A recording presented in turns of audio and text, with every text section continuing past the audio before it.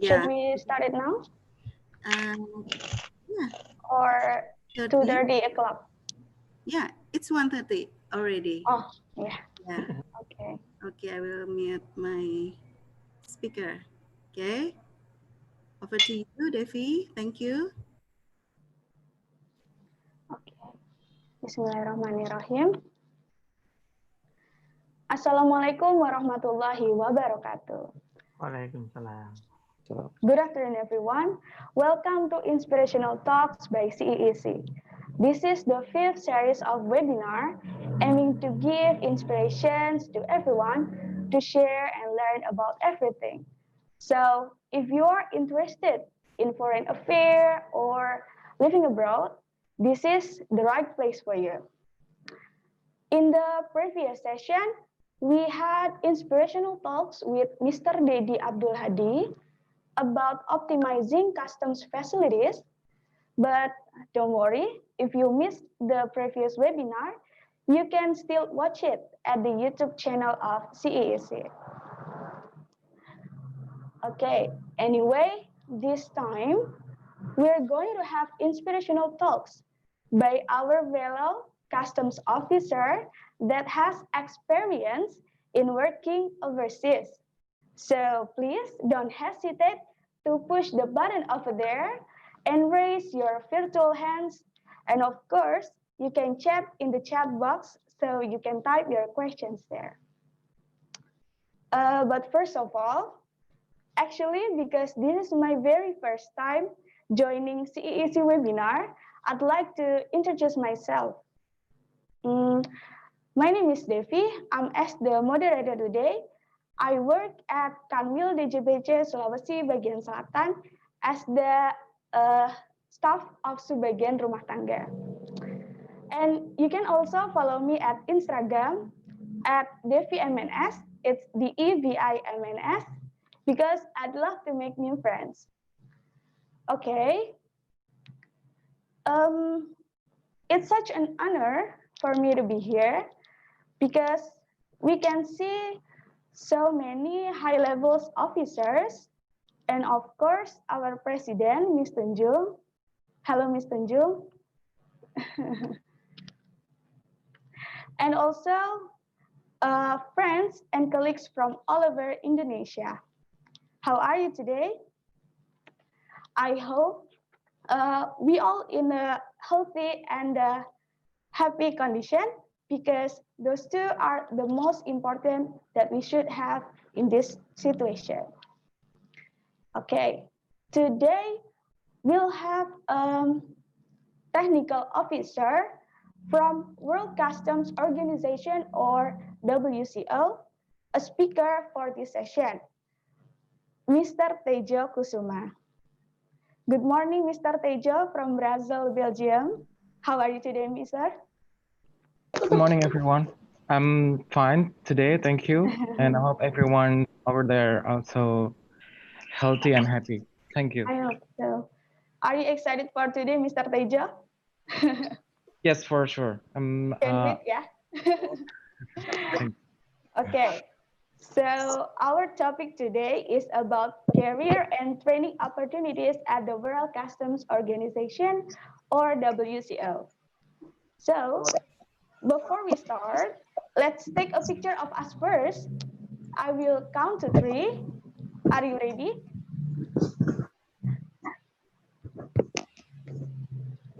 Okay, are you ready?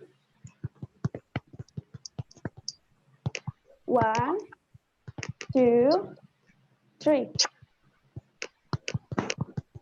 Okay. Okay, thank you, ladies and gentlemen. So, without any further ado, I'd like to invite Butias from Kial to give opening remarks. So, Butias, virtual floor is yours.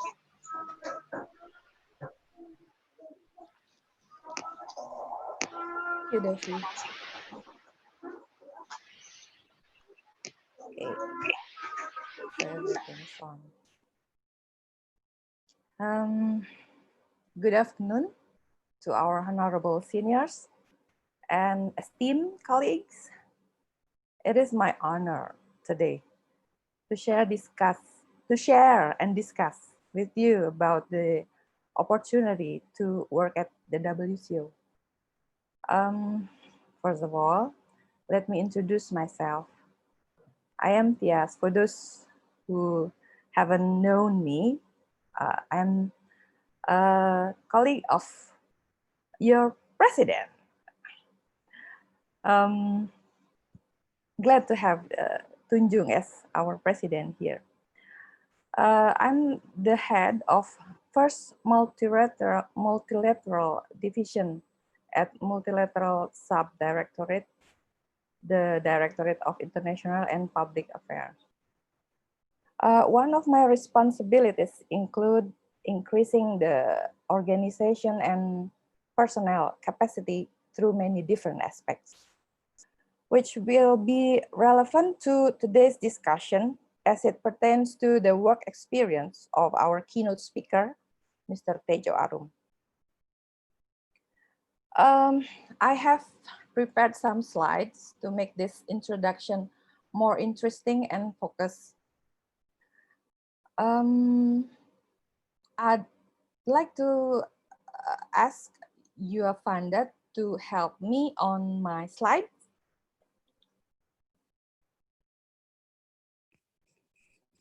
Yes, ma'am. Okay. Can you show my slides, Yovanda?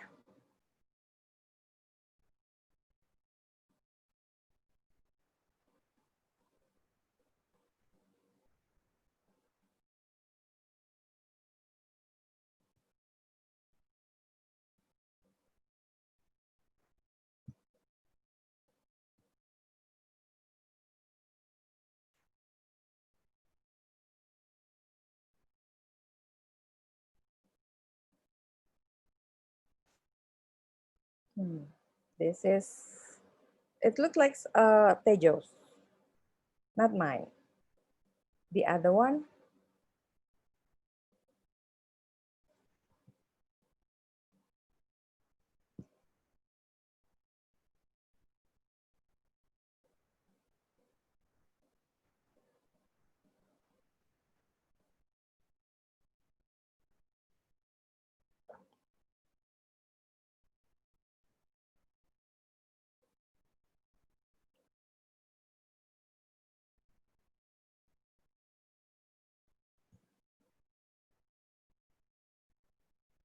Or can I share my slide here? Ah, yeah, this one. Direct to the next slide, please.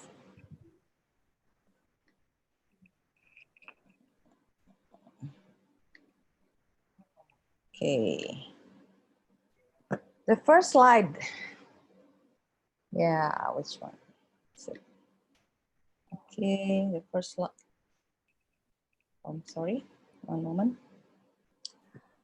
The first slide shows you career opportunities being offered by WCO. In general, opportunities in WCO are as follows. Specific position and career development program. The examples in a particular position offered to the GCE are technical attaché, WCO A3, A4, A5, and A6 grade, which are technical officer, senior technical officer, deputy director, and the director, and other vacancies. For the internship or scholarship program, WCO offers career development program, fellowship program, it's a short course one, and several scholarships. The Career Development Program is an initiative launched in 2009 by the WCO in collaboration with Japan Customs.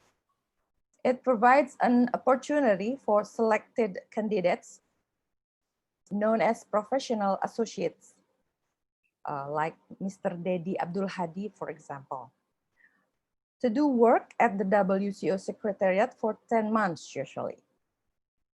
The fellowship program is part of the WCO Leadership and Management Development Program. and its initiative is to develop its members' administrative management capacity. Meanwhile, scholarship program established by the WCO. For example, the WCO established the Japan WCO Human Resource Development Program in 2000, which was funded by the Japan Customs, aiming to improve the human resource administration of custom members of the WCO. Let's move on to the slide 2.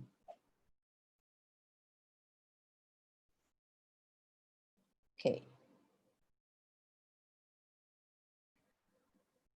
Here, I'd like to explain the selection process for technical officer and deputy director in general. Of course, Mr. Tejo A would love to explain to you the whole complete process later on. The technical officer and deputy director selection process consists of the administration step, including process pertaining the registration form, and then interview stage, and followed by final selection by the Secretary General of the WCO. The GCE usually conducts the first and second steps by reviewing the registration form and arranging interviews at the internal level. In this space, we will ask candidates to demonstrate their language, English proficiency, and technical skills, which are being required in the selection requirement. Then, the selection is continued to the selection process by the WCO itself. Next one, please. Thank you. In this slide, we are elaborating on some points about developing a career at the WCO. There are at least 3 reasons why the GCE offers should join the WCO and work abroad. Sorry, the GCE officers should join the WCO and work abroad. The first one is the learning process. Working abroad can expand our life and work experience because we learn new things and develop our capacity. We often visit other countries and indirectly learn the local culture to add insight into our way of thinking and decision making. The next point is international networking. Not only have new connection, but we can also establish collaboration with people from other countries. In this case, in increasing international cooperation through the scope of the WCO activities, technical assistance or capacity building, and global engagement. And last but not least is to transfer the knowledge, skills, and work ethic. Employees who are placed at the WCO have to transfer their experiences to their other fellows, the GCE officers, after their return to Indonesia. So the multiplier effect of the work experiences gained on previously will influence the DGCE in a broader scope. And the last slide is my conclusion. So, as the conclusion, from the administration perspective, working at the WCO can be an important option for increasing the quality of human resource because of the experience and networking opportunities will be very beneficial for us. The GCE needs to be more serious in managing this opportunity to modernize the organization, thus enhance and lengthen the influence of the GCE in international cooperation. Furthermore, utilizing the result of working at the international organizations need to be emphasized more on knowledge sharing and work ethic, which are more agile, effective, and efficient when returning to work at the GCA. So, by the conclusion being said, that also concludes my brief remarks. I will now give the time and floor to our special guest. I hope the following presentation will be beneficial to your development of your career. And thank you for your kind attention.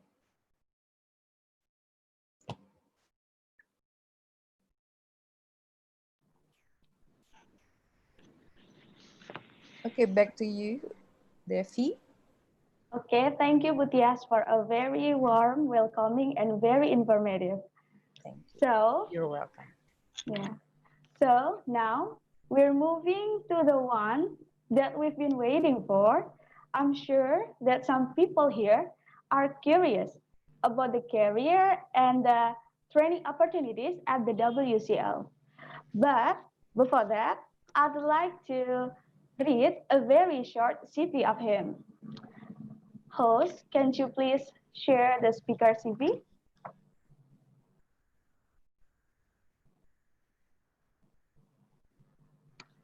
Okay, so his full name is Tejo A Kusuma, and he's now as the technical officer, facilitation IT of WCO, and he's been working at the WCO since 2015.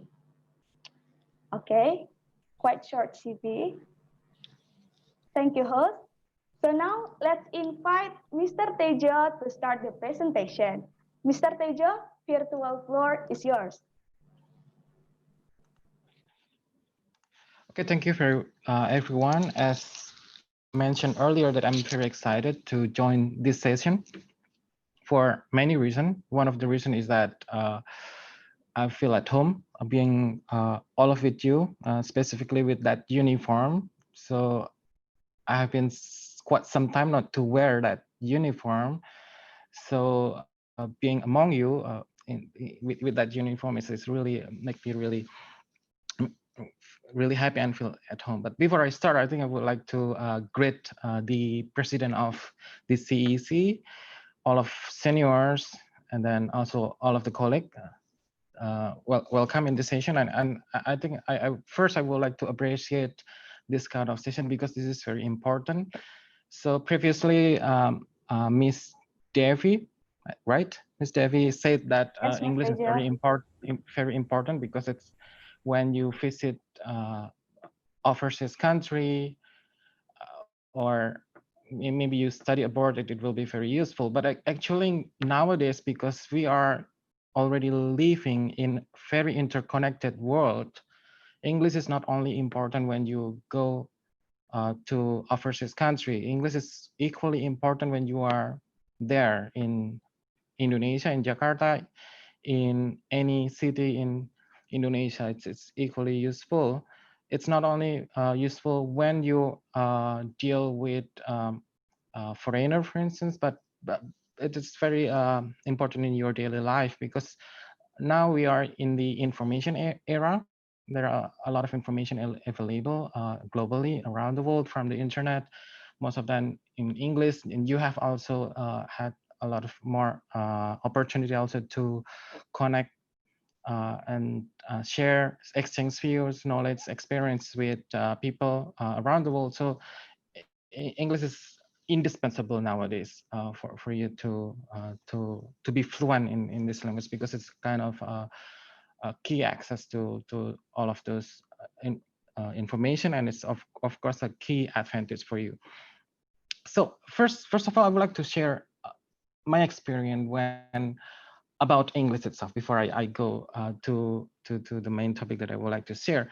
So when I first joined the WCO, I think I quite good in English. I mean, I have quite a good TOEFL, but to use my English for to help me to deliver speech, for instance, to use it for daily conversation, it was not as good like today. For instance, I keep developing and get improving. And what is really important, because you need to practice like every time, every day, because I think most of us, at least my age and up, we spend our days, it's our habit to speak in Bahasa Indonesia. So I think English can be the third language, because most of you may speak traditional language, like I speak Javanese language, and then Indonesian language, and then English as third language. So it's practice is really important. And my experience when I'm trying to practice English, we do not have a good advantage in our environment to practice English. Why? Because we mostly speak not an English language in our daily interaction, and language is part of our habit and part of our culture. So and most of the time it's very difficult to speak English with our colleague in our daily life. So for example, until today, if I meet one of you maybe in a restaurant, or we meet here in Brussels, for instance, even in among international community, I will speak in Indonesia. Why? Because I feel awkward to speak with Indonesian in English. I will always speak Bahasa with my countrymen, with my fellow Indonesian colleague. It's just like for instance, I'm in my house, in my home, I speak Javanese with my parent, and I speak Bahasa Indonesia with my wife, and it's never mixed up. I will always speak Javanese with my parent. I will never speak Indonesia with my parent, and I will not speak Javanese with my wife, even we are from Japan. So it's part of our culture and habit. So it's quite similar when we speak English. I think it's quite difficult for us to speak with to practice with our colleague in our daily life. Like for instance, in the office, for instance, because most of our conversation with our colleague is casual conversation. It's not an official conversation like that. So this kind of forum, of course, CEC is very important. Why? Because when we are in this kind of forum, we are in we create a new world, temporary world. So like it is separate from our daily and casual live. So it's feel okay for us to speak. Just like now, I'm feel okay to speak with you in English because we are in a different situation, in different setup. Another opportunity is, of course, when we have a meeting in our office. I think it is a good, maybe a good policy if our leaders, our managers support that. I think that we can have English meeting. It's more acceptable because when in the meeting we make a presentation, we share our ideas. Uh, Actually, it's not a casual circumstance. It's something specific that we may not feel awkward to speak in a different language in English. I have heard some initiative to have like a mandatory English day. I think it's quite difficult for the same reason, because in our daily life, even when we are in the office, when we talk with our colleague, we talk about a casual conversation. So again, I just would like to appreciate this forum. I hope that this forum can be replicated and can be done more often, because the frequency really very important. Frequency is very important when you speak English to practice English. Okay, so without further ado, I have prepared some presentation about the information that I would like to share today. So I'm sharing my screen. My presentation is coming. Would you kindly confirm if you already see it? Yeah. Has it been shown, Pak Vanda? Yes, Yes, it's Okay. shown. we can see Yeah. it. So Ms. Devi already introduced me very briefly about who I am. So, but I can provide a little bit more information. I start my encounter with Bea Cukai when I attend the the attend the study in STAN in Prodip 3 Bea, Prodip 3 Bea Cukai, Bea dan Cukai in 2002. So Pak Fanda is my colleague in STAN in Prodip 3 Bea Cukai. So I graduated from STAN in 2006, and then we were recruited automatically by the DJBC and have a one period of probation, which is JPNS, yeah, probation, and then become a full officer of DJBC in 2007. And I since I graduate from STAN, I work in IKJ together with Pak Fanda until 2000, end of 2014, and then I get an opportunity to join the WCO. So one thing that I would like to share, of course, if you ask what is my feeling of working in the WCO, I think it is a tremendous feeling because it is really a unique opportunity. Um, there is not a lot of opportunity for us to have that similar opportunity to work in a place like the WCO. So it's indeed a uh, very unique, very interesting opportunity that I had during that time. So today, I think that you may expect what is the tips and trick if you, for instance, if you're interested to have the same opportunity to work in an international setup, what will be the tips and trick that I can share with you. So that is exactly the purpose of the session today. I would like to share that tips and trick with you. So basically, of course, if as we go into detail, there are a lot of things that we can prepare for ourselves if we're really interested to go to the direction. But today, I would like to share the two main tips and trick. And hopefully, I will not take a lot of time because this is an CEC forum. Hopefully, that we can equally active in the conversation. You can share your ideas and your view or even questions to me. Okay. So this is the topic that I would like to cover today. So first, I would like to introduce with what WCO is for you, and then a little bit more as well about career and training opportunity and the WCO, also in other international organizations. Yeah.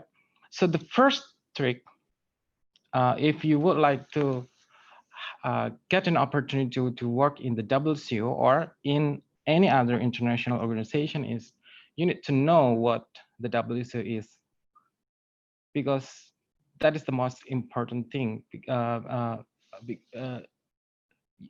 And it is necessary for us to know that since beginning, not only when we receive an announcement for vacancy, because you will not have the time to prepare everything, but this is really basic. But the reality is, from what I understand, is not everyone may be very familiar with the WCO. And actually, unfortunately, it was also the case with me when I received the vacancy announcement for the vacancy in 2014. I was not very familiar with WCO, which is not good. So the better thing to do is that you can make yourself familiar with what WCO is. So that is exactly what I would like to share. The WCO, if you want to understand what WCO is intergovernmental organization. Its primary members is custom administration in a country. So as we are familiar that DJBJ is under Ministry of Finance, it may always the case in different countries. Some country custom can be under Ministry of Treasury. It can be together with Ministry of Trade. So it has different impact and consequence. Like for instance, in some country, custom is not an agency which responsible in revenue collection. So they are not mandated to collect tax, for instance, or even duty. So that's what happened. And then WCO is a standard setting body that the objective of the work of WCO is to harmonize custom procedure at the global level. So working at WCO means that we working for the W Secretariat to help the work of W Secretariat to run the organization. Why this is important? Because I had to sometime I had to get a questions from some colleague who may not necessarily familiar with custom. They asked me, "Are you working for Belgian custom? Are you working for the Belgian custom, or are you working at the Brussels airport, for instance?" So it was not the case. I'm working for the WCO to do the work of WCO, which is standard setting body. So as I mentioned, as a standard setting body, this is what being done by the WCO roughly. So as you know, we have the Undang-Undang Pabean nomor 17. This is the legal framework or the mandate of the custom in our country. And then from this legal framework, it's derived into many regulation, many implementing regulation procedures and processes. So that is the basis for how we work in Indonesian customs. And how we work in Indonesia may be slightly different from how some custom officer work in our neighboring country, like maybe Singapore, in Philippines, Vietnam, or even in a different hemisphere of the world, like maybe some in Brazil, in Chile. There are a lot of similarity, but there are some difference in how things works. So the problem is that custom is actually part of the global supply chain. So you can think that when the goods exported, when the good is produced, for instance, in one manufacturers. So like, for instance, you have some manufacturer in Cikarang, for instance, or in Solo, there are some textile company in Solo, and then it's exported, going out from our country, Indonesia, and then exported to different country. Like let's say it's exported to the Netherlands, for instance. It is one single supply chain. It is one process of businesses, and they expect some level of uniformity, some level of standardization on how custom work in a different location. So that is the one of the objective of WCO. While there are a lot of custom administration around the world, they may have slightly different legal framework. They have slightly different procedures on how to do things. They for sure have a different policy in their administration. So the objective of WCO is try to make things more harmonized and more standardized, so it can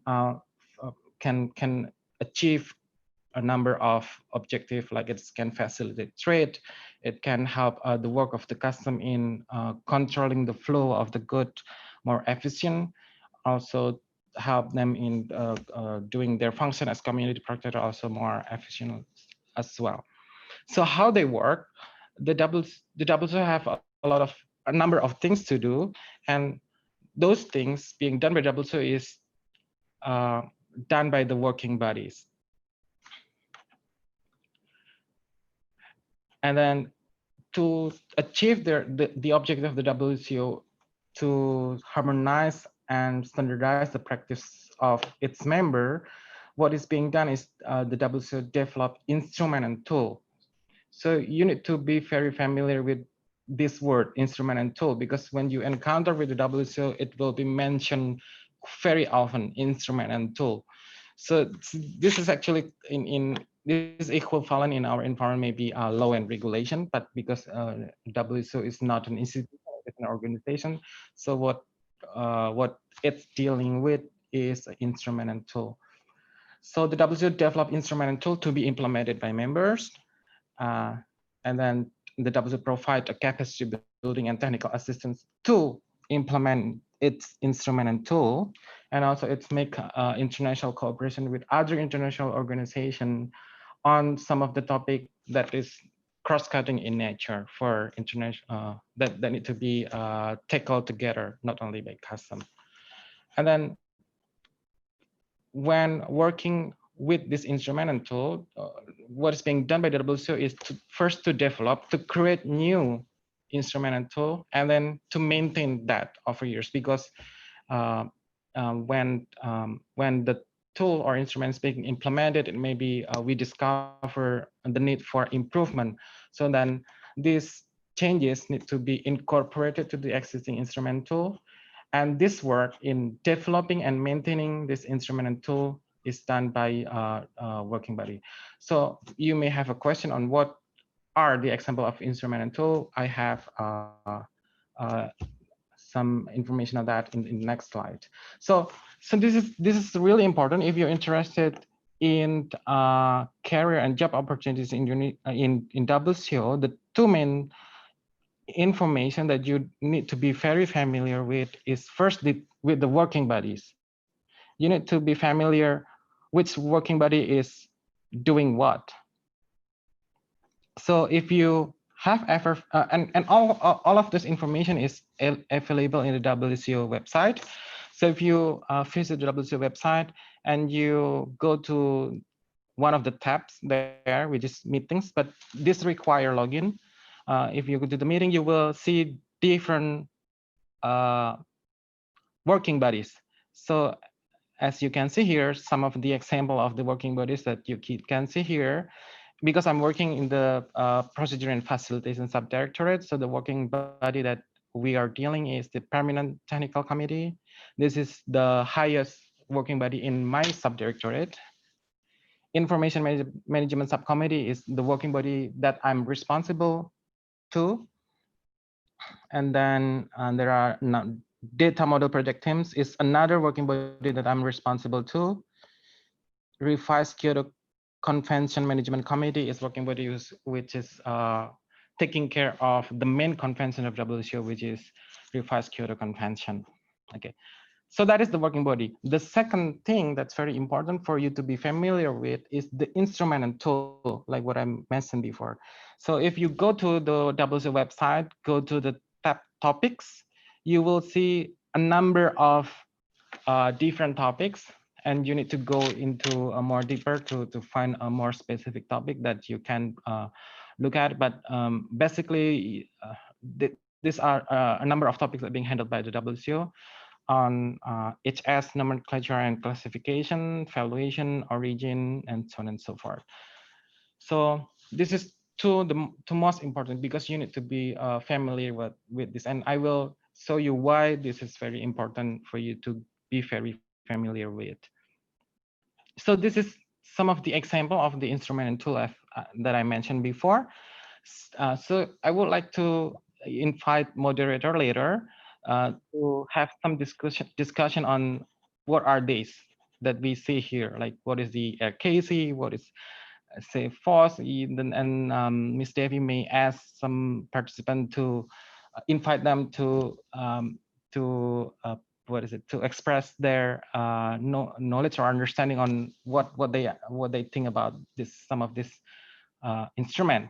Of course, you can mention what that some of the thing that is not here in the screen, because there are some more thing that that's being done by the WCO. But I can mention one of the instrument that is the main one that is being developed and maintained by the WCO is the RKC as one example.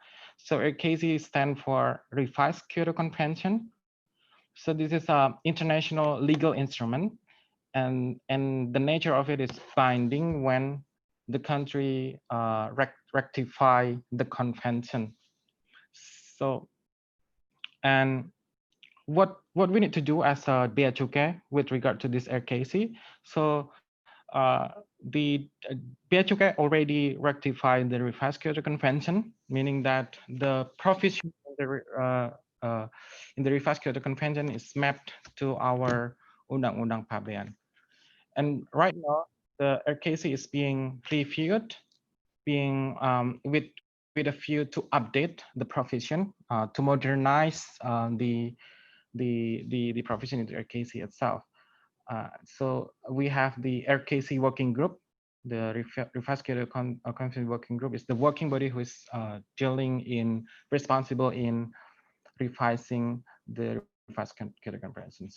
So I would like to invite you later when we have the discussion to share your understanding, your current understanding on what is safe working group, what is safe framework of standard, what is e-commerce framework of standard, what is WCO data model, and so on and so forth.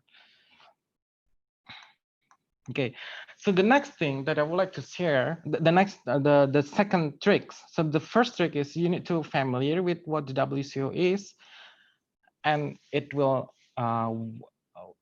broaden your understanding and your knowledge, and it will help with your application. The second one is, the second trick is that involvement in our modernization and reform program.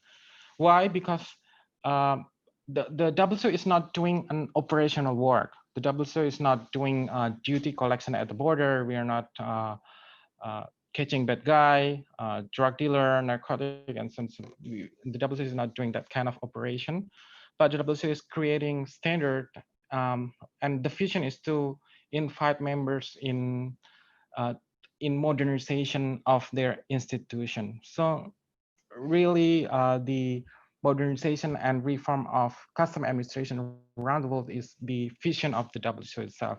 So it gives you advantage if you are familiar with any program in our institution and our administration on reform and modernization program. So when I was applying for the WCO, I was also to some extent involved in a number of modernization program. One of the program that is being developed at that point of time is the API PNR implementation. So it's the use of advanced passenger data to help our P2, our custom officer who is undertaking risk management uh, for passenger at the airport.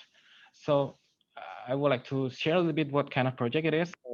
Initially, in the past, when uh, our colleague in P2, for instance, when they try to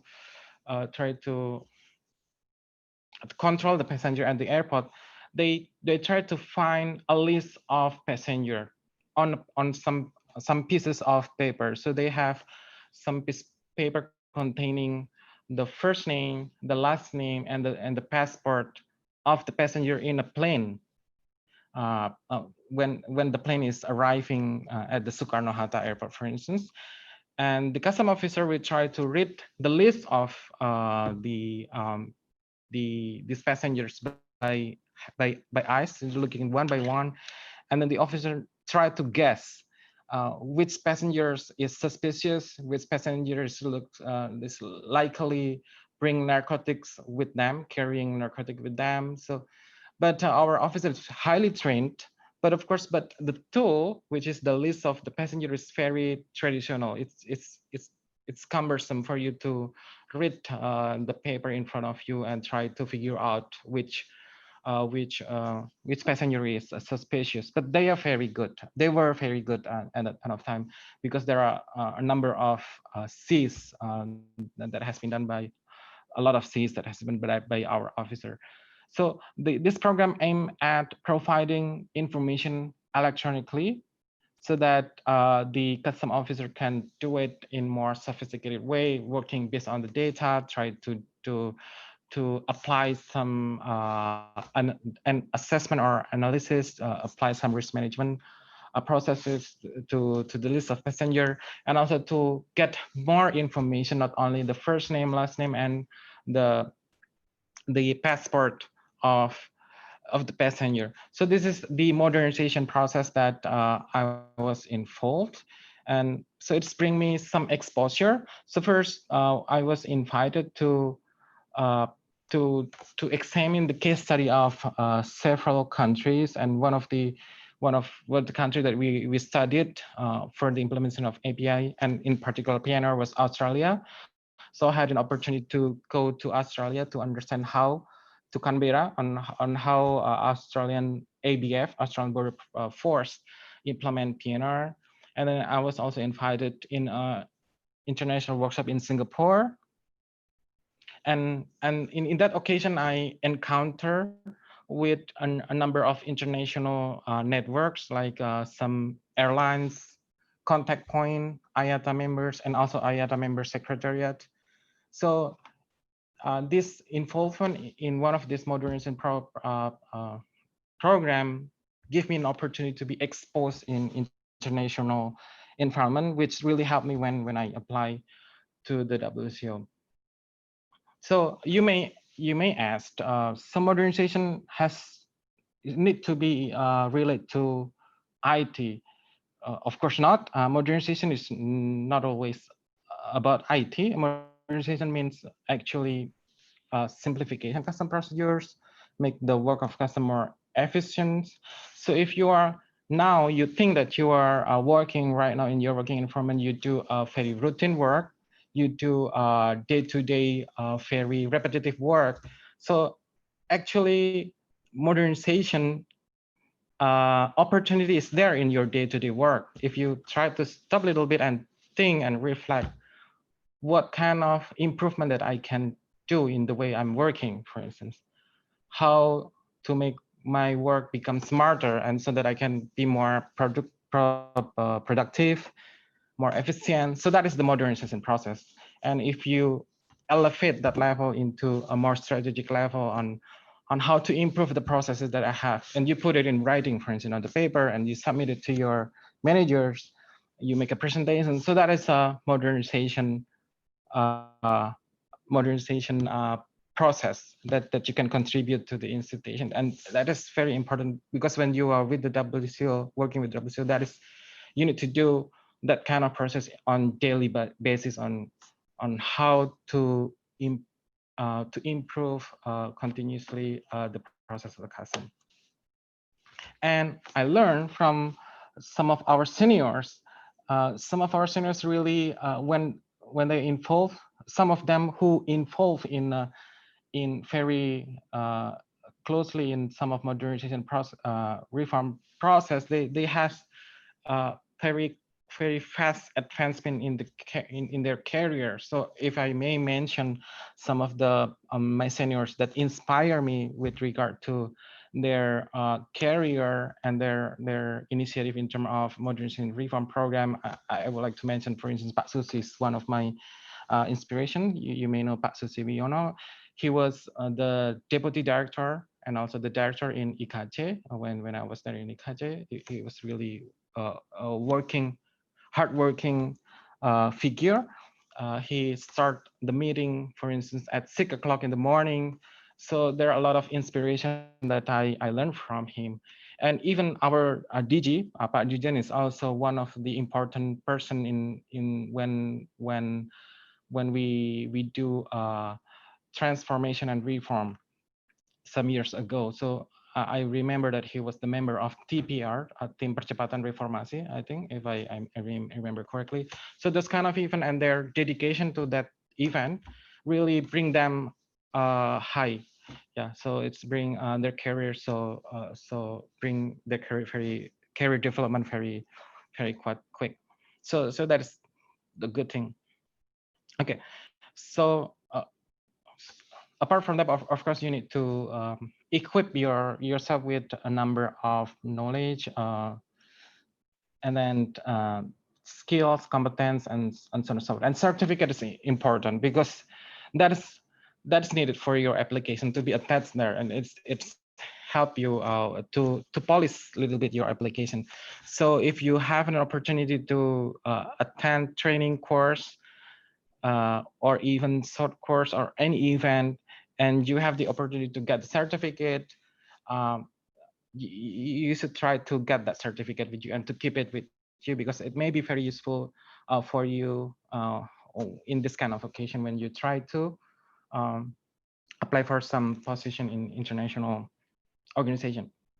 So the selection process has been described by Butias. Thank you, Butias. So I don't think that I need to repeat that again, but of course, I'm happy to answer question if you have. This is the double secretary that I'm talking about. I think uh, Butias already mentioned the position of deputy directors and technical officer. Why she mentioned about this? Because the two are the appointed position in the WCO. So this is this position that you can apply in the WCO. The directors, deputy secretary general, and secretary general is an election process. So you need to go to election process to be in that position, and it should not be an individual effort. It should be an institution and even country effort, because you need a support not only from DJBC, direct BCUK, but also Kemenlu and the Ministry of Foreign Affairs, because then you need to do a little bit of political campaign globally, not only in Indonesia but globally. So this require a lot of effort to apply in the three position there. And the TO, the total number of the staff in the WCO in this building that you can see here in the photo. This is the office where I am right now. I'm in this corner, in the corner, currently I'm live from the right corner of this building here. Is in one of the meeting room. So there are around 200 staff of the WCO, but there are around only 40 to 50 technical officer position, and they join the WCO in a different time. So it's the WCO is not doing one period of recruitment for all of technical officer. So the WCO only announce one vacancy at a time. So that is the time when any technical officer end their contract. So for instance, for example, if I end my contract, for instance, next 6 months, for instance, so the WCO will start making announcement for my vacancy to be offered to the member administrations. So that's quite a challenge, because then it's difficult for us to predict, to make a prediction on when the vacancy of technical officer become available, and it's also apply for the deputy directors. It has been mentioned by Butias about the career development program that we can join in the WCO. There is a fellowship program and professional associate, and we have a number graduate or alumni from this program. This is very important program, because I learned that a number of technical officers who is currently working here, in the past, they attended this fellowship program and professional associate. So in the past, the two program were called as internship, yeah, program magang. So the WCO keep record on the alumni of these two program. So when you apply for WCO position and you put a record in your application where you attended the two program, it is an advantage for you. It's maybe a good additional value for consideration by the selection committee. But unfortunately, attendance to this fellowship program not only depend on your qualification. So you may be very good in your application for this two program. You put very good application form and then so on and so forth. But there is another step in the selection process, which is the selection by the donor country, because this program is funded by the donor country. So the donor country may have the right to select which fellows or which applicant can actually attend this program. And this is not only not based on your qualification. This is based mostly based on the international engagement with the country of the applicants. So it's also involves some level of government to government relations. So you can imagine, like for instance, let's imagine we have Korea is one of the donor country in this program. So then the Korean government will look at whether a candidate from Indonesia and then therefore Indonesia has a good relationship with Korea. What will be the advantage from the Korean government if I select this candidate? So this is one of the challenges. So this require a support from our institution to make some engagement with the donor countries. So yeah, so I think it can be a recommendation to develop a strategy to raise some importance uh, for our fellowship program to attend this in, to increase the opportunity. So let's take a look on some of the example on the WCO job requirement, and this is one real example of the WCO job requirement, and you can look at some of the information here, and you may have an inspiration on how to develop those quality for yourself. So like for instance, educational background. I don't think that the education background of the WCO is very demanding.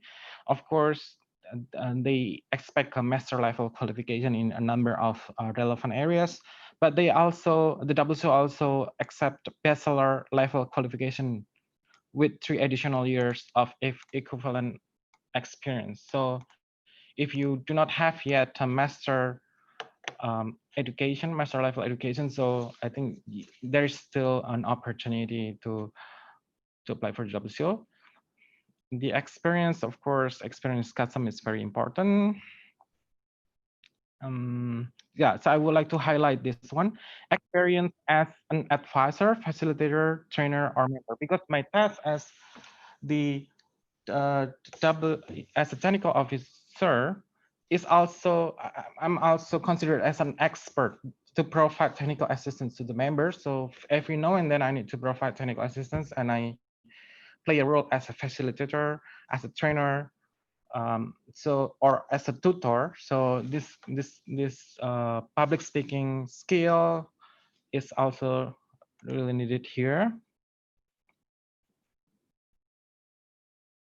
And yeah, so I would like to also highlight this one: exposure to work of other public and private stakeholder, including relevant border agency, because WCO is promoting coordinated border management, or maybe you're familiar more with the synergy.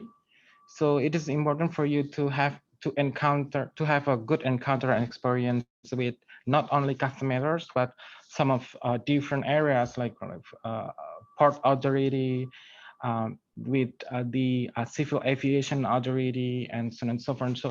So working with a partner government agency is also very important.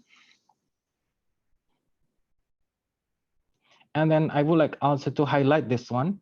As I mentioned before, understanding in the WCO instrumental is very important, because it's really indeed required when you apply. Like here you can see excellent knowledge. So that is what I mentioned there: excellence of the WCO standard and tools, including revised Kyoto Convention, exactly the tools that I have just mentioned before, safe framework standard of cross-border e-commerce. And then after that, there are also different procedure practice in different areas, like non-intrusive equipment, risk management, and so on and so forth. So it's really highly advisable for you to get to know the WCO instrumental very closely. And all of that resource is available for free from the WCO website. So what I'm doing in the WCO, so this is my main job in the WCO, is to manage, administer some of the WCO working bodies. If you remember, the working bodies that I mentioned before. So this is the IMSC, the Information Management Subcommittee, one of the working bodies that I have just mentioned before. So during the meeting, because I'm the main responsible for the meeting, I need to sit beside this is the chairperson from the Korea in 2018. So I need to assist the chairpersons in successfully conduct the meeting. I need to prepare all of the document that being discussed here.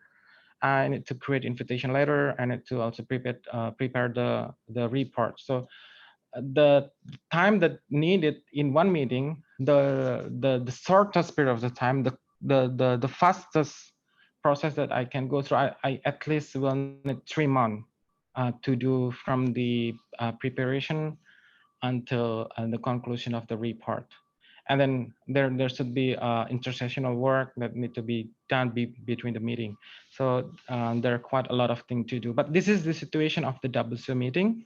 When you are a technical officer, then you will deal with this kind of situation quite a lot in your work. This is another activity that I'm doing when we are doing technical assistance for our members. We went to different country, but mostly developing country. You may not expect that the WCO will send you to some developed country, like for instance the US or the Canada or any other developed country, because based on my experience, some developing countries are the most member who needs assistance from the WCO, except if we attend some external event, like when we attend a meeting by IATA, by ICAO, IMO, then I need to go to some of that country, like the US, Canada, and UK, United Kingdom, and so on and so forth. So I think it's a good opportunity for you to know some different part of the world that you may not even think before or may familiar with before. Okay, so now while the WCO is one organizations, I think if you are looking for some opportunity to an experience in working overseas, the opportunity is actually not only with the WCO. It's possible for you to look at different international organizations. We have ASEAN, the closest one. ASEAN is international organization, don't forget. And also there is APEC. APEC is Asia Pacific Economic Cooperation. And then the WTO, ICAO, OECD, World Bank, UNDP, IMO, United Nations Office for Counterterrorism. Yeah, so they every now and then announce vacancy as well. So I think that is an opportunity too for you if you like to look at uh, some experience in to work in that international organization. So the question is it possible uh, for me as a current custom officer to work in that international organization, because they have maybe different areas to deal with?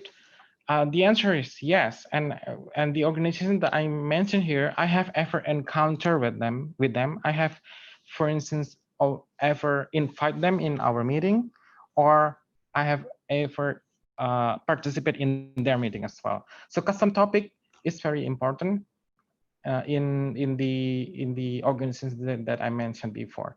So I will just mention one example, but and I will offer Ms. Devi to invite colleague to provide their view on how the custom topic is important for them. So in the IMO, for instance, the IMO, they are doing what they call as maritime single window. So it's a modernization process to enable electronic submission of maritime related data to the port authority. So this is the cross-cutting issue between maritime authority and custom to make the process of the submission of the information is more streamlined. So this is one area that we are currently working together with the IMO on how to streamline, to how to put more closer between maritime single window and custom single window. So this is one example of the cross-cutting issues between the WCO and IMO. But of course, I would like to invite you to share your understanding on knowledge how custom is important for them. So this is from me. I hope I don't take too much of your time. So I give the floor back to the moderator. So over to you, Miss. Thank you.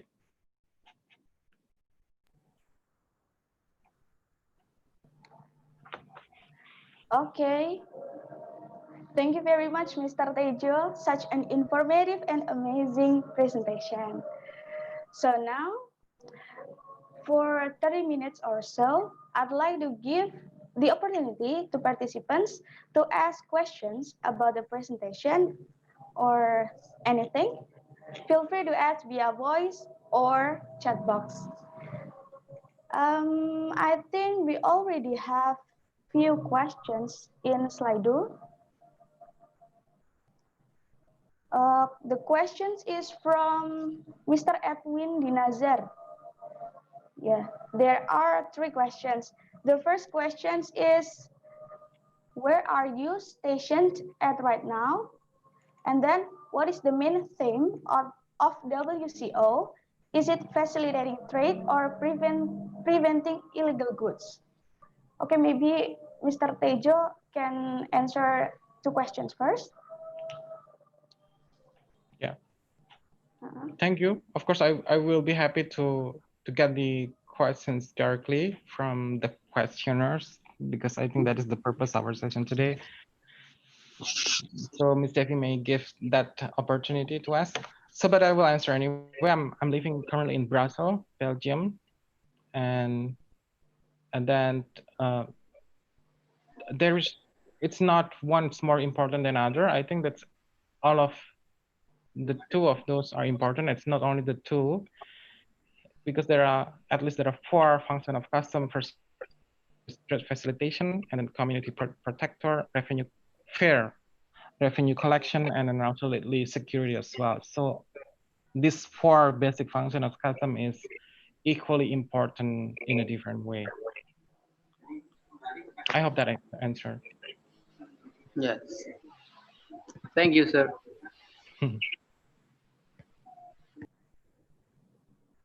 Maybe there's another question from Mr. Edward. Yeah, Mr. Edwin, sorry. Yes. Maybe the third question. Interested in because right now I'm placed at Maritime Patrol Unit. So is there is WCO also had a concern to tackle the smuggling by the sea? Maybe they also have some division that has the like some kind of tips or trick to detect sea smuggling or something like that.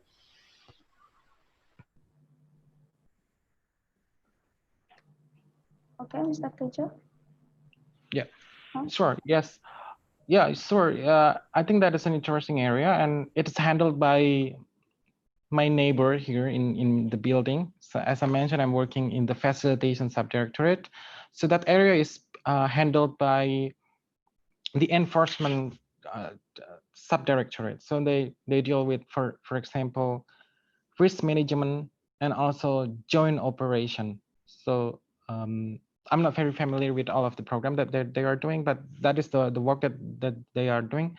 Most of them are people like custom officers, just like our colleague in P2, which is very familiar with operation and then inspection and so on and so forth. So yes, of course, there are a lot of opportunity for that kind of field of interest. Thank you very much, Mas Tejo.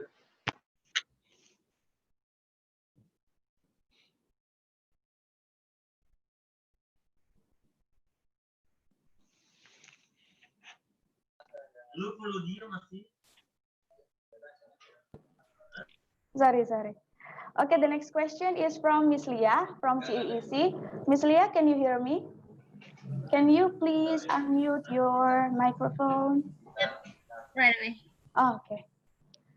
Yeah, okay, so I have two questions for Mr. Tejo. Well, this is actually pretty not really an advanced question or whatever. It's pretty technical. So the first one is, when you applied for your current positions, were there any requirements on French fluency? Since the WCO headquarters is located in Brussels, and also some of the UN's and World Bank's jobs vacancies I've seen required that particular fluency. also for the second questions, from your presentation, I've seen and I've also heard that you've traveled to so many countries with this job. And as we know, the Indonesian passport holder usually need visas to travel. So did you apply for visa each time, or it's different with the job under your United Nations or WCO? Thank you. Thank you. So I will, to answer your question, I will, no, but it will take time. So no, you are not required to be fluent in English and French, but you need to be fluent in one of the two language because those are the official language of the in the WCO. So it is an added value if fluent in both. It's certainly a really an added value if you if fluency in English and French together. So I can share a little bit an experience because uh, if you are French speaking French speaking, if you're French speaking, for instance, and you develop your document in French, for instance, so the challenge is if the deputy director, which is your supervisor, your managers, is not speaking French, which is the case right now with my boss, is a US, my deputy director is a US national from the US CBP, so he doesn't speak French. So then it will be difficult because then your deputy director will not be able to supervise you. So that is always with the language issue. But when when you engage with member in the meeting, for instance, if you speak in two languages, English and French, it's really engaging. The members really like it when you speak in their language.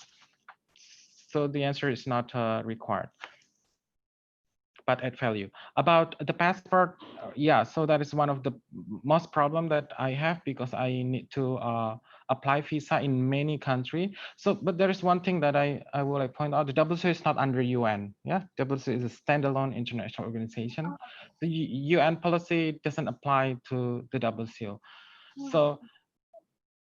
So we call in WCO staff, we call it as a strong passport, weak passport. So unfortunately, Indonesia is categorized in a weak passport that it's require visa in most of the country that I visit. In the WCO, we have visa service. So there is a staff that can help us to apply the visa. And most of the country, this visa requirement can be solved around 1 week.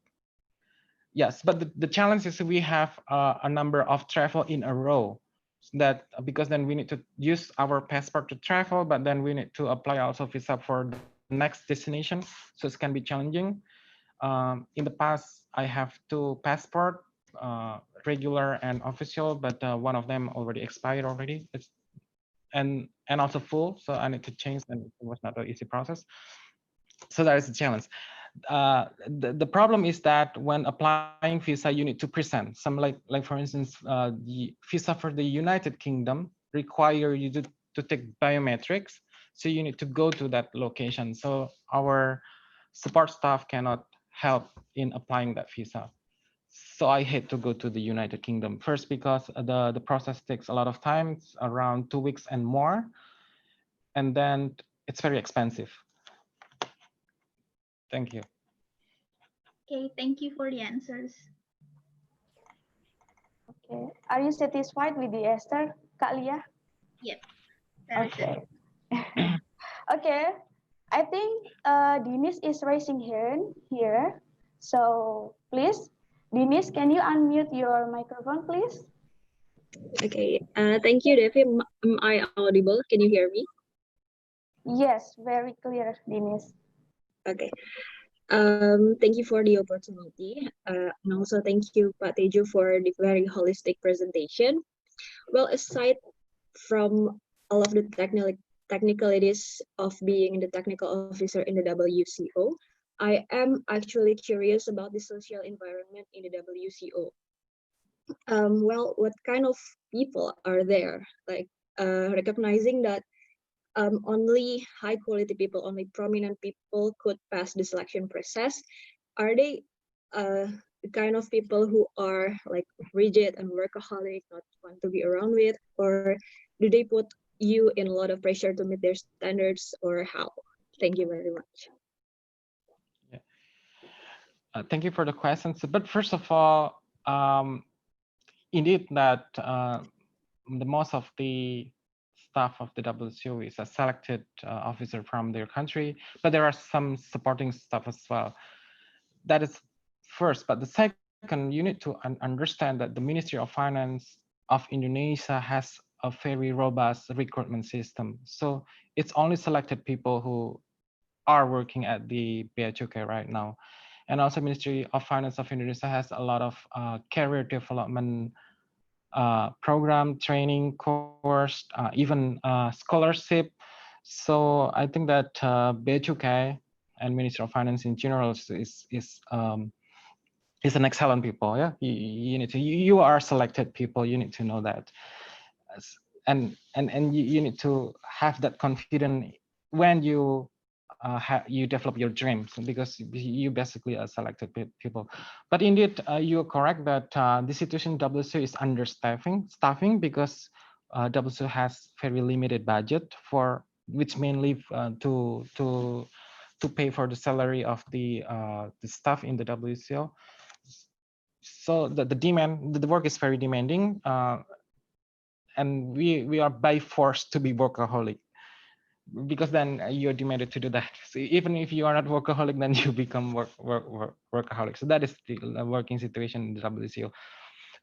So I believe that it's quite typical in the workplace. The experience here working WCO, I don't think it's very much different from working in your environment. But of course, I think that there are different units as well. The GBJ, there are part of the GBJ where the burden is very high, and there are also the part that maybe it's not very high. So yeah, so that's okay. But the interaction here in the WCO is, of course, is multinational and multicultural. The interaction is not only between different staff, but also with members, because we almost like every week have a meeting. So we always have delegates coming to the WCO. So that is the interesting part, because we have the opportunity to meet a lot of new people. And the WCO is like international custom house and international custom family. So we have a basic bond between one another as a family, as a custom, and you can imagine it's really a warm situation when you interact with the kind of people. Thank you. Thank you, Pak Tejo. All right. So for the next question, we have from Mr. Franz. I think he's got a lot of question here. So without any further ado, let's call Mr. Franz. Thank you for your kindness. Just about 3 questions, I think, about the name or titles of your certificate, such as awards. So training and your experience about as advisor or mentor or trainer, and about facing all the colleagues or your friends at WCO. Have you ever been contrary to your friends who jealous with you, like communicating with other different culture from your friends? Is that all my question? Thank you. Yeah. So thank you. The simple answer is yes. Of course, as I mentioned, the workplace in the WCO may not be very different with the situation in your workplace, because people are always different, no matter the nationality, no matter the background, education, and the family background. People are very different, and friction between one colleague to another is always there.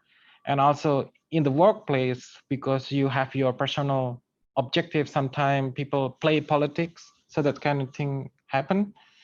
So it is quite typical, I believe, as it is in the WCO, as it is in maybe in your workplace. Maybe you are competing for promotion, for instance, or competing for any kind of thing in your workplace. It's also happening here. So I think the key tips to address that one, of course, is to be professional. I think we should not take things personally. Again, we keep it at the professional level, so that it's minimize the level of friction, that the consequence of friction. Hopefully it helped a little bit.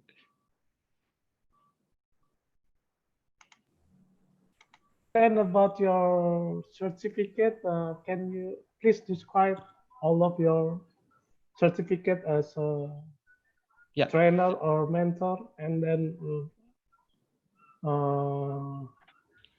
your certificate as award from award or course or anything about it to apply working at WCO. Please describe, sir. Thank you. Thank you, Pak Franz. So the certificates, I think that it's depend to the vacancy, the announcement of the vacancy and the requirements itself. You should include the certificate that relevant to that vacancy, because if you include certificate that is not relevant to the vacancy, it's not helping, but it can be degrading. Like, why would you include this certificate? It's not relevant. Yeah.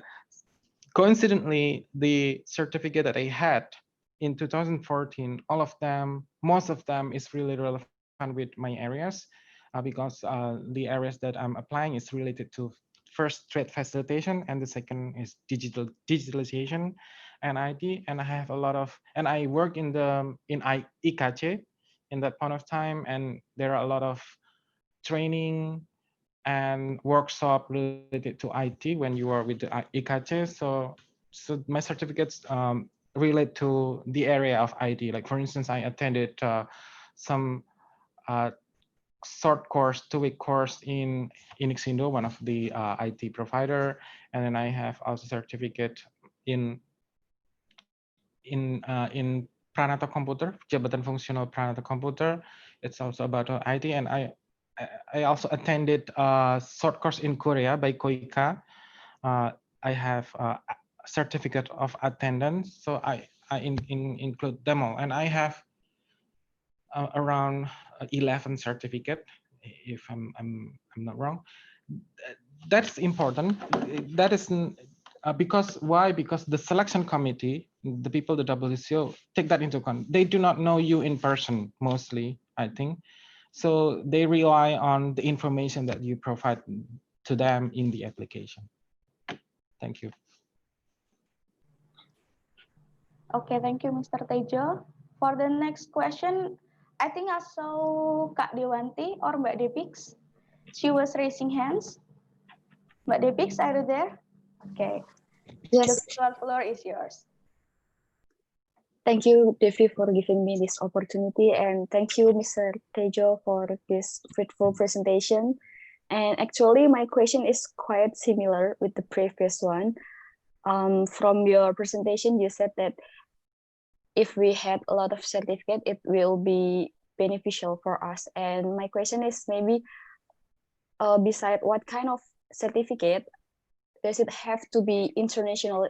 Does it have to be in international standard, or we can just attach our certificate from maybe from Pusdiklat or other local institution? Thank you. Yeah. So principally, the certificate will be taken into account for the reason, as I mentioned before, because the selection committee, the people in the WCO who will select you, mostly do not you in person. Except if they know you in person, maybe that certificate less important for you, but it's still like an authentic proof that you have gone through some training. Yeah. So you can include not necessarily international certificate. National certificate can help for that purpose. But the problem is if your certificate in Indonesian, then it will be difficult to be used. and maybe you need to create some translation for that, like an official translation for that certificate. So that's the only challenge. But what kinds of certificates? So this is the certificate that relevant for the vacancy. So then the next question is whether you need to pursue certain type of certificate. Of course not, because it was not the case with me. I did not attend those training course or workshop to apply for the WCO. The purpose of that training is really to develop my personal capacity in order to make myself become more efficient in my work. So my point is I think that you need to keep developing your personal capacity, attending course, training, and keep the certificate. And when the opportunity arrives to you, then you can use it. So that's my suggestion. Thank you. Are you satisfied with the answer, Kak? Yes, thank you so much. Okay. So for the next, I have Mr. Dio Wijayanto. He asked in the slide do. Please, Mr. Dio, can you unmute your microphone? Okay. Thank you for the opportunity, and thank you for the inspirational talk from Mr. Tejo. It's very awesome. What I want to ask is, as a graduate of D1, most of my knowledge are technical things on the field. I didn't get any knowledge about policy making or anything. So is aiming a place in WCO or in other international organization is possible for me? And what path should I take to achieve it other than going to college to pursue my bachelor or master degree? What other path should I take it? Should I, for example, move to the headquarters office of DGC in Jakarta to get more exposure about the international communities or other things? Thank you.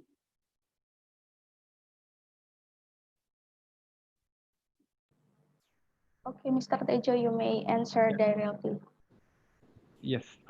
So then, and I can share my personal experience. Policymaking is very important when we are working with the WCO, because we deal with policy level kind of instrument at the WCO. So it was my experience. I had a lot of technical expertise in the area of digitalization, but I found that they were not sufficient. And that's what happened to me. That is the part where I learned a lot here in the WCO, is to transform my technical understanding into policy level kind of understanding. And I was quite struggle at the beginning time of my service with the WCO.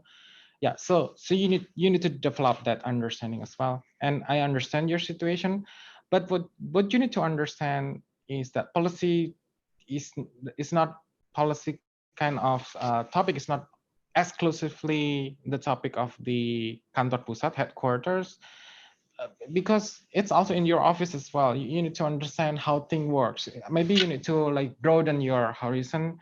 If you are doing a routine operation, for instance, every day, the same one, you need to understand like why you are doing that. What is the purpose? What is the objective? So you need to ask that questions, and the answer to that questions is the policy. Yeah, like the basis why you even doing this. Like for instance, you're examining PIB, for instance. Like then the question is why I need to look at the HS? Why I need to look this value? What for actually? So that question is the question that you need to ask, and that's how you develop your understanding in custom related policy. And what was the second question? Was it all? What path should I take? I mean, other than going to college to pursue a bachelor or master degree, what other things should I do to if I want to get international career? Yeah. So first of all, again, I will not suggest. I think that you have a very specific target that I have to work in the WCO. I think it's very narrow objective, because when we talk about opportunity, I think the opportunity is very wide. Any opportunity can arrive to you.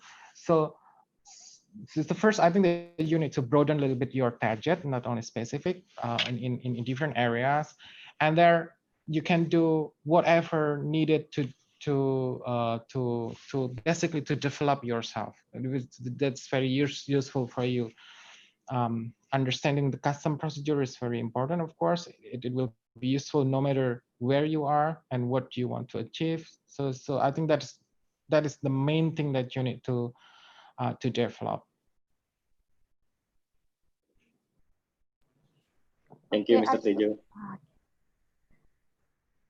Okay, I think the time is up for Q&A session, but I'd like to give one more opportunity for Mr. Robbie M. from BC Perak. Mr. Robbie, are you there? Hello. Okay. Can you hear me? Okay. You may ask your question directly. Okay. Thank you for the opportunity. Mr. Tejo, I want to ask a question. Sometimes WCO post listing a job in their website, and that job listing is not announced in our intranet. So can we apply this job directly to WCO without notifying our headquarters? We need to wait headquarters for inform the job to us.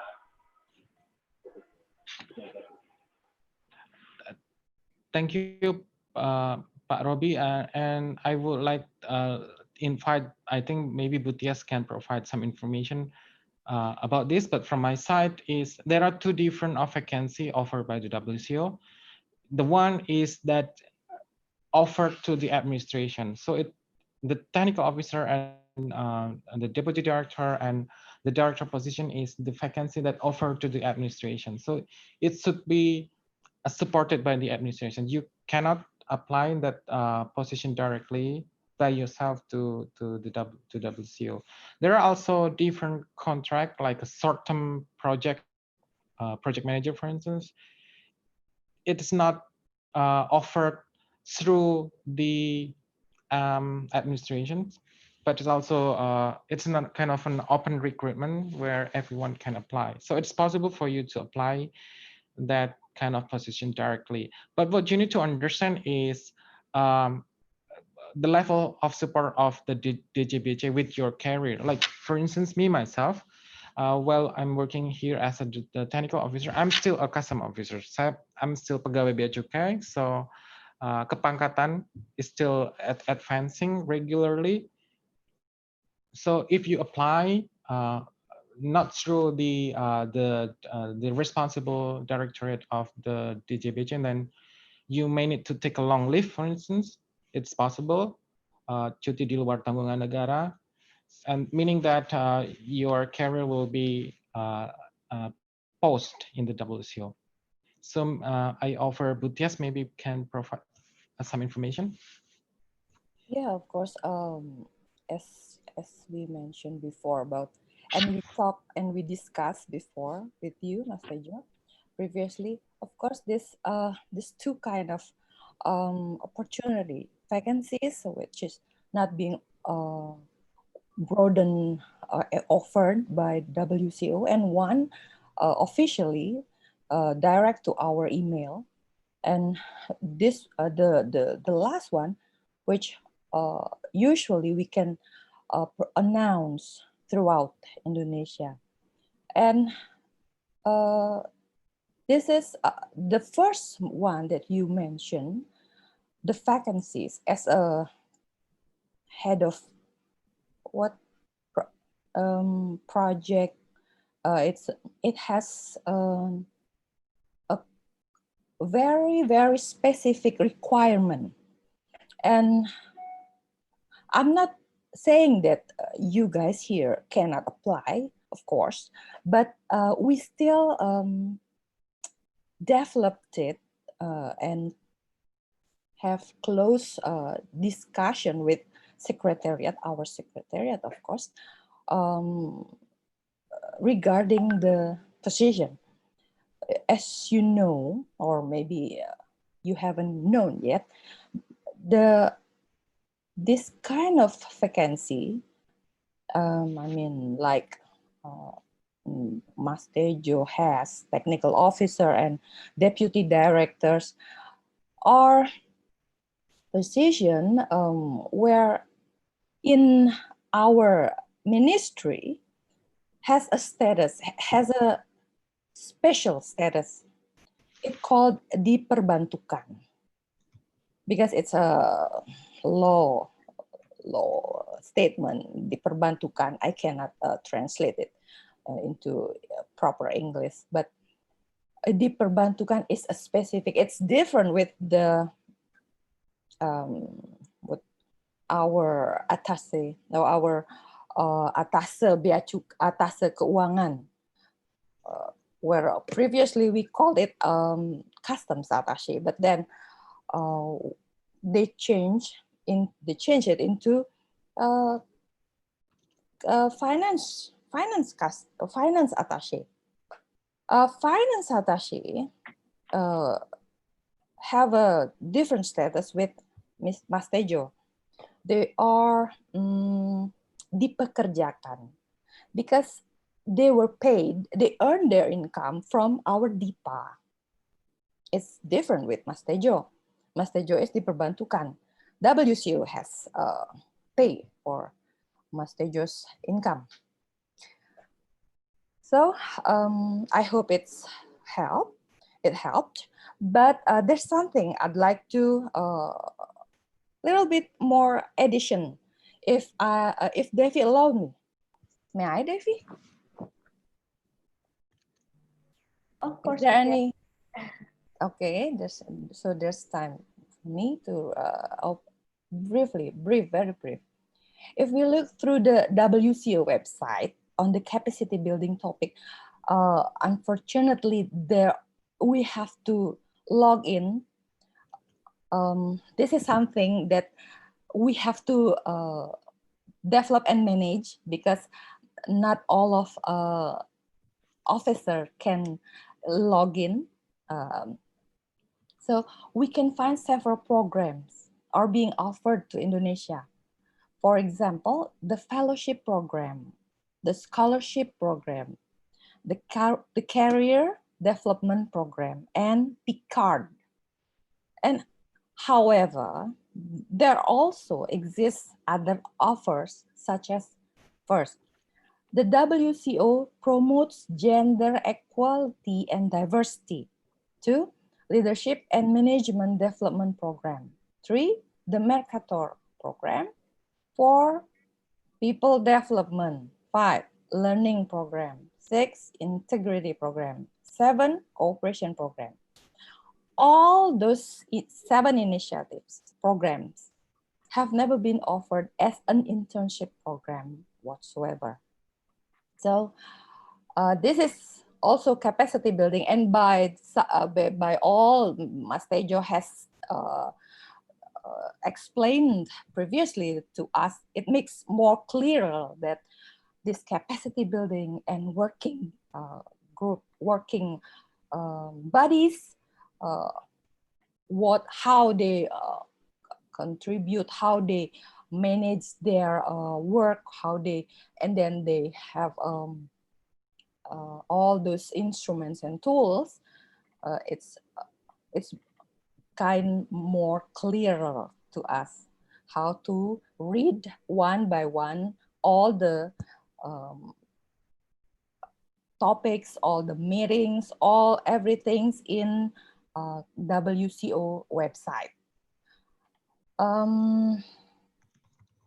That's all from me. I think I don't have anything to say because from what Mas Tejo has explained is very comprehensive, guys.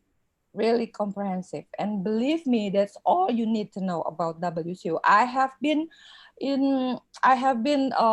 working, and I have been in this position without Mas Tejo explain to me the previously, or in the beginning of my duty in multilateral division, it's nothing. I have to say thank you to Master Tejo. That's what I want to say, that you cannot really understand something before you are into it, before you have on your own surrounding.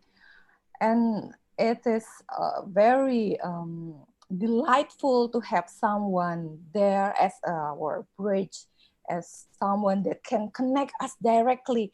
Every time I have some a problem, or I don't have anything to, and I need something to clear my my job, my everyday, my daily work, I ask him.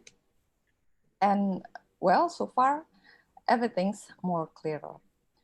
And I can't wait that you guys here, all the youngster millennials, you really have brighter, a bright future, I think, if you really determine yourself into what you really passionate about. And by Master Tejo has described all the tips and the tricks, I think that's all you need. You really, really ready for this. You just need to be more focused and just don't think anything. I cannot do this because I'm in KPPBC. It's wrong. Okay, that's not.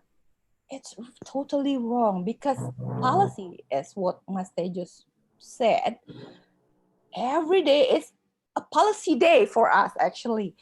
Why do you have to do this? Why do you have to administrate this silly documents? Why do you have to uh, accept those counterparts or those stakeholders?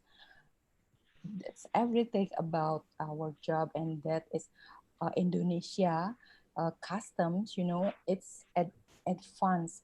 It's more advanced than a lot of our WCO members. Is that correct, Master Tejo?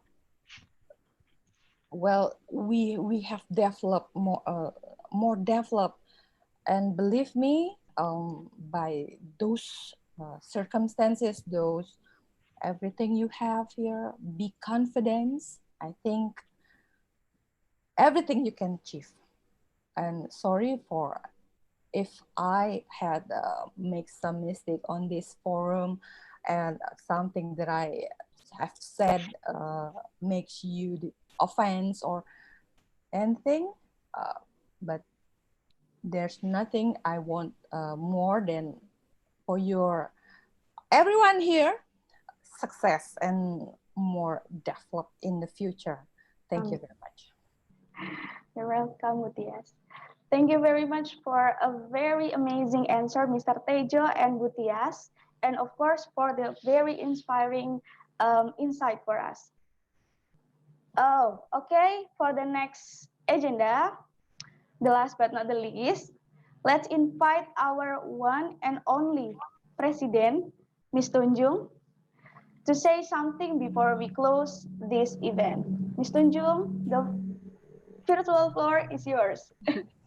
Okay, thank you very much, Devi. Although this is your first time moderating an event in CEC, but I guess you nailed it. So congratulations. I encourage you to take another active part in our next events in CEC. So thank you very much. Thank you very much also Butias and Mas Tejo for your insightful presentation, and also your forward and also your motivation. I think that's all that our participants need. I hope probably someday in the future more of people like Mas Tejo entering or train at the international organization like WCO and the like. So thank you very much for all the participants that still staying until the end of the talk. So I see 71 participants. It's amazing. And they are all actively give the question and discussion. But we are sorry that due to the limited time, we cannot answer all of the questions. I think there are some in the Slido that we doesn't have time for discussion. But later probably we can have more event like this. And thank you for the team, for the committee team of today's inspirational talk. I can mention your funder as the coordinator, and then Devi as the moderator, Leah as the registration PIC, Didit and Sidik as the host and co-host. Thank you very much. So if you would like to help us in managing our event, so please do not hesitate to contact us. So the more you experience, it will be what is Mas Tejo said, that we can create our own English familiar environment so that it can equip our English capacity. Okay, thank you very much. And then, okay, I'd like to inform you of our next week's theme. We have Mr. Taufik Ismail as our speaker. He is one of the head section of classification in Directorate of of Customs, and he is also an HS and revenue package, I guess, yeah, revenue package. WCO accredited experts, if I'm not mistaken, Mas Tejo, is that right? Yes.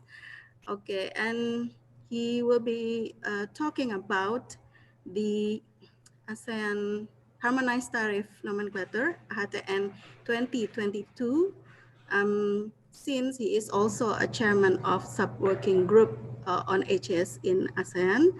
And then also the, what is it, the WCO role in HS discussion or meeting, if I'm not mistaken, but it's all about HS classification and tariff. If you'd like to know more about it, please don't miss it. I think that the date and time will be on Thursday, August the 13th, but we will inform you later about the exact time and date. Okay, and the last but not least, let's take a group photo. Please activate your video and give your best smile. Okay, host, are you ready? Very ready, Kak. Yeah. Okay. Okay, on Davis count. Okay, so I'd like to see more. Okay, please turn your video on because, yeah, we will take a group of photo. Yes, on Davis count. Okay, I will count until 3. Yeah. Get ready. 1, 2, 3. All right, thank We you have very 3 much. pages, I guess. Devi, please make sure that all pages are included.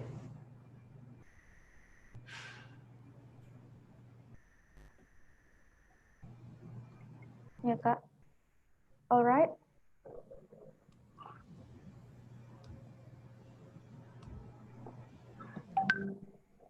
Done? Done. Okay, thank you very much. So if you would like to see or watch this recording of this event or the past events, please see it in our YouTube channel. I guess it's the CEC or Customs and Excise English community channel. And then also follow us on Instagram on our updates information so that you can stay tuned with our information. Thank you very much. Hope to see you again in the next event or the next inspirational talk. See you. Bye. Assalamualaikum warahmatullahi wabarakatuh. Waalaikumsalam warahmatullahi wabarakatuh. Thank you, Ms. President. Finally, I'd like to say thanks again for all the speakers and all the participants. Hopefully, the presentation will benefit us all. And please don't hesitate to share what you got here on social media. You can take Indonesian.ceec and Mr. Tejo _AK and me, Devi MNS. And also you can go to YouTube and get the thumbs up and subscribe for our channel. Thank you very much. Well, I'm Devi. Thank you for your attention. Wassalamualaikum warahmatullahi wabarakatuh. See you later.